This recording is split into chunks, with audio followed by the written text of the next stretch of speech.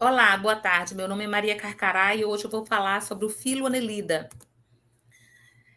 Essa aula foi formulada para a área de Zoologia de Invertebrados 2 e tem como conteúdo as características básicas do filo Anelida. Ao final da aula, os alunos vão compreender as características desses organismos, reconhecer as classes que se subdividem, identificar de forma básica como funcionam os sistemas digestivo, reprodutivo, respiratório e nervoso dos anelídeos. O anelídeo é um filo vermiforme, ele possui o corpo segmentado e é portador de metâmeros. Então, os metâmeros, esses segmentos, eles são tanto internos quanto externos. Né? Esses anéis dos anelídeos, que são características dessa espécie. E existe cerca de 15 mil espécies diferentes e todos eles tanto vivem no solo úmido, na água doce e na água salgada. Aliás, eles podem acontecer em um ou em outro, ou então nos três. E eles podem ser de parasitários ou de vida livre, como a gente vai ver mais na frente. Então, quais são as características, as generalidades? É que eles são triblásticos. Então, eles são animais que possuem 3 tipos de tecidos. Aqui, a ectoderme, a endoderme e a mesoderme. Então, o celoma, que é uma cavidade que fica no interior dos anelídeos, eles sustentam os órgãos dos anelídeos e eles se situam aqui, ó, na mesoderme, entre a mesoderme e a endoderme. Então, essas são as características dele. E, além disso, ele ainda possui uma cutícula quitinosa, que possui uma substância, né, que é a quitina, que é responsável por proteger os anelídeos de agentes infectivos, que é uma característica interessante, porque protege essas espécies de infecções. E a simetria dele é bilateral sagital. O que significa isso, professora? É que o lado direito dele espelha o lado esquerdo. Se você dividi-lo através de uma linha imaginária esquerdo-direito, você vê que são os dois os lados iguais. As espécies do filo Annelida, eles se dividem em classes, em 3 classes, de acordo com o número de cerdas que existe no seu corpo. São as poliquetas, as oligoquetas e as aquetas, que são as irudíneas, que a gente vai entender um pouco agora. As poliquetas são muitas cerdas, elas são principalmente marinhas, mas também ocorrem em água doce, em ambiente terrestre úmido, como a gente já falou já. Essas poliquetas, elas são compostas no corpo dela de parapódios, que são essas protuberâncias, né?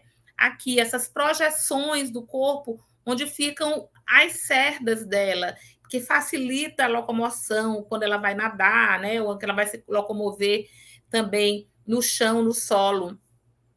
E eles são, em geral, de sexos separados, mas podem ter diversos padrões reprodutivos. Ele pode ter a reprodução sexuada com a fecundação externa, mas também há casos, né, de reprodução assexuada, né, e o desenvolvimento é indireto e eles passam pela fase larval. Já as oligoquetas, elas já apresentam poucas cerdas, né, por anel. E os principais representantes delas são as minhocas. É interessante que as oligoquetas, elas podem aparecer muito pequenas, de 1 milímetro de comprimidos até 2 metros de comprimento, como é o caso do minhocuço, que é imensa, que é imenso, né? Elas são hermafroditas, elas podem se reproduzir sexuadamente ou assexuadamente, assim como as poliquetas. E a forma sexuada é a mais comum, que ocorre com a fecundação cruzada mútua, que eu vou mostrar para vocês já já. E vou mostrar também o clitelo, que é um anel mais claro, onde os animais se unem. Olha aqui o clitelo. Quando eles se unem para a fecundação, há a troca de espermatozoides. E esse clitelo vai se transformar em casulo, né? O casulo surge daqui para a liberação dos óvulos. E aqui também, nesse casulo, ele se une com os espermatozoides e depois é liberado onde o casulo fica externamente e os ovos vão se transformar em larvas. E é interessante a gente dar um destaque para as minhocas, a importância delas para o meio ambiente, porque elas são responsáveis, né? Além de formar o humus, né, que aduba as plantas, elas ajudam na aeração do solo, porque ao cavar o ambiente, o solo, ele absorve mais oxigênio ali, que vai beneficiar as plantas, né? E agora a gente traz as aquetas aos hirundíneos. O que significa isso? Os aquetos, eles não possuem cerdas, o A significa não possui, e ele o sanguessuga é a principal representante dos hirundíneos. E o que acontece? O sanguessuga, ele possui, né, essa substância chamada hirudina. Essa substância, ela impede a coagulação do sangue da presa que ela está lá se beneficiando, né, parasitando, e faz com que ela também não sinta dor. Então, ela tem uma característica anestésica e anticoagulante, por isso que ela é tão importante para a medicina. E aqui, a própria essa ventosa dela facilita a locomoção. Nessa imagem aqui eu trouxe para vocês observarem como ela se impulsiona utilizando a ventosa colada à pele.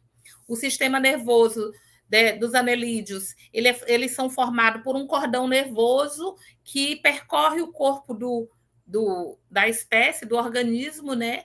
E aqui, nesse cordão nervoso, existem os gânglios, né? Os gânglios cerebrais, aqui abaixo da faringe, gânglios segmentares, e existe um anel perifaringiano aqui, e nervos sensitivos, que esses organismos, eles são responsáveis, né? Essas características, eles facilitam que essa espécie interprete, elabore respostas para os estímulos que vêm do ambiente, né?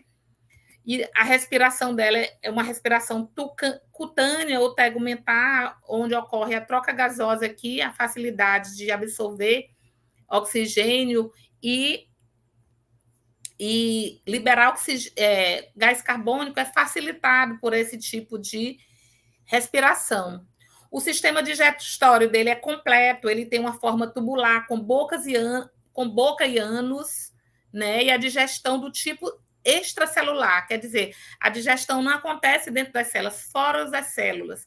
E essa questão da boca e ânus, que eles são seres protostômios, quer dizer, protos primeiro, estômago, boca, quer dizer, o que significa isso? Que desde o embrião o organismo se inicia pela boca, ele é formado inicialmente pela boca, até o ânus. Então, não acredite, não imagine que a minhoca tanto faz um lado como o outro, não. Ela tem, sim, o lado da boca e do ânus. E o tubo digestivo dele é especializado de acordo com a forma de alimentação, né? Esse tubo digestivo ele vai se adaptando à espécie. Por exemplo, se a espécie for predadora, os poliquetos carnívoros, que possuem mandíbulas para a captura de alimentos, o sistema dele já se modifica para essa característica, né? As espécies detritívoras, que são as minhocas, existem espécies ingestoras de sedimentos. Essa tem um intestino que tem que separar a parte nutritiva da parte que não é nutritiva. E também tem as espécies que se alimentam de sangue de outros animais por sucção, que é o sanguessuga. Então, gente, é esse o sistema digestório dessa classe Annelida. Como referência, a gente traz a zoologia dos invertebrados, de Rupert Barnes e Fox, da editora Roca. Boa tarde.